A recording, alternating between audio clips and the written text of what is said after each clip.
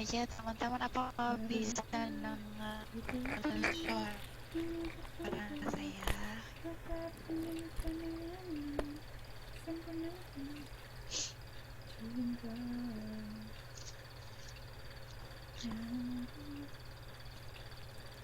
Halo, tes tes tes. Halo, sekarang jelas nggak Mbak?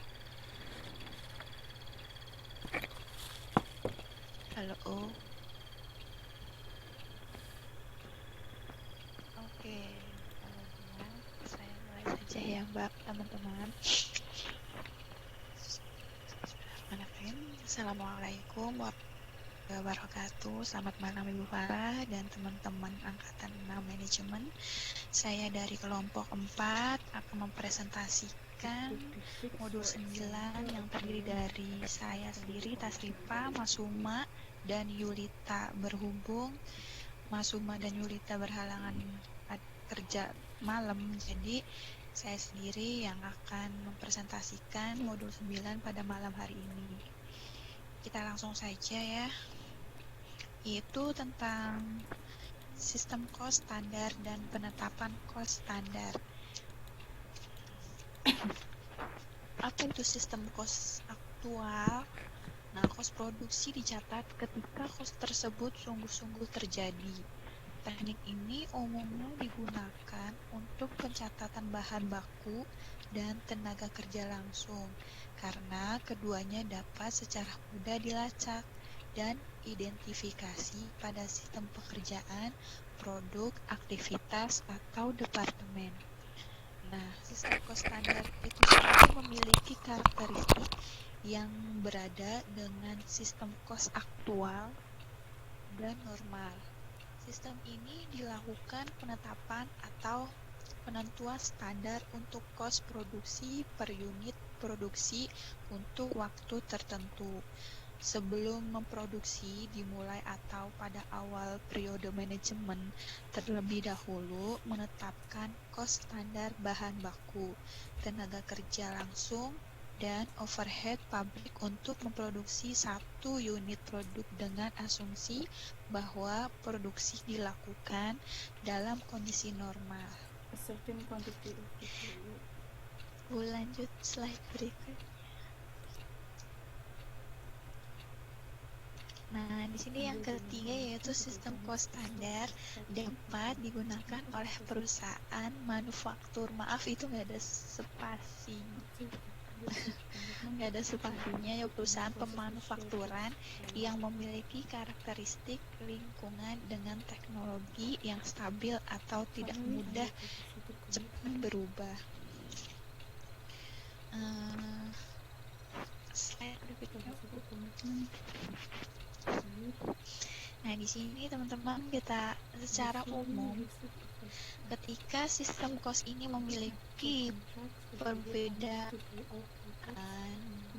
itu antara lain, yang pertama, ketiga sistem cost ini mencatat cost produksi berdasarkan jumlah produk yang sesungguhnya dihasilkan. Yang kedua, sistem cost aktual dan normal memiliki perasaan terkait dengan perlakuan atas cost langsung, yaitu bahan baku dan tenaga kerja langsung. Yang ketiga, terkait dengan overhead pabrik, sistem cost aktual dan normal menggunakan tarif overhead pabrik yang berbeda, tetapi keduanya menggunakan jumlah input overhead pabrik yang sesuai. Selanjutnya, sistem cost normal dan standar menggunakan tarif overhead yang sama. Dan yang terakhir, yang kelima, sistem mencatat cost produksi menggunakan konsep anggaran. Selanjutnya, Bu, yaitu di sini ada tabel, saya tidak menuliskan, ada tabel 9.1 di halaman 915, teman-teman bisa lihat di modul 9.5. Itu ada sistem cost aktual, normal, dan standar. Ada elemen cost produksi, sistem cost aktual, sistem cost normal, dan sistem cost standar. Yang di bawahnya ada bahan baku, tenaga kerja langsung, overhead pabrik. Dan yang sistem cost aktualnya semuanya aktual. Sistem cost normalnya bahan baku yaitu aktual, tenaga kerja langsung, overhead pabrik. Dan yang bagian B, kegunaan cost standar, yaitu ada cost standar digunakan untuk kepentingan internal perusahaan atau manajerial, diantaranya yaitu ada 5. Yang pertama, pengendalian cost. Di sini pengendalian cost itu tujuan dari cost standar sendiri membantu manajemen dalam produksi produk dengan cost terendah yang memungkinkan sesuai dengan standar kualitas yang telah ditetapkan. Dan yang kedua, pengkosan sediaan, yang mana terdapat dua pandangan yang berbeda terkait dengan pengkosan sediaan. Yang satu pandangan berpendapat bahwa sediaan harus dinyatakan dalam terma atau term cost standar dan cost yang disebabkan ketidakefisienan dan produksi menganggur atau idle production. Dan pandangan kedua berpendapat bahwa sediaan harus dicatat sebesar semua cost yang terjadi untuk memproduksi produk atau barang tersebut. Jadi tidak masalah apakah cost terjadi akibat ketidakefisienan atau hal lainnya. Sepanjang cost itu terjadi, maka harus diakumulasi dalam nilai sediaan.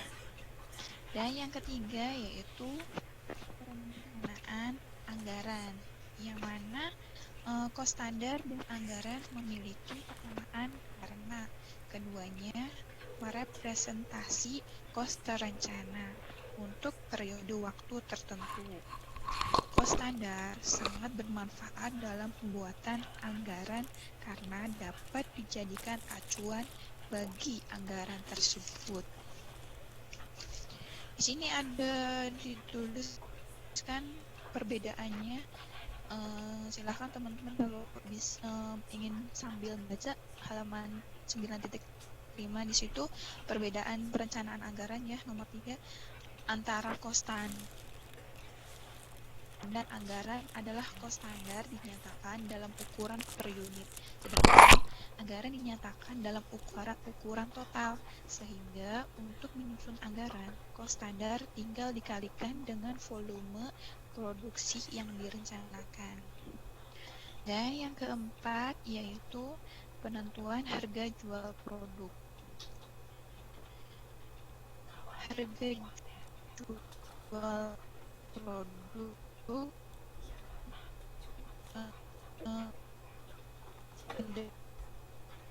harga jual yang ditetapkan juga dapat rendah. Akan tetapi, apabila kos produksi tinggi, maka harga jual yang ditetapkan juga tinggi. Jadi, rendahnya kos produksi dapat dikarenakan sebagai hal antara lain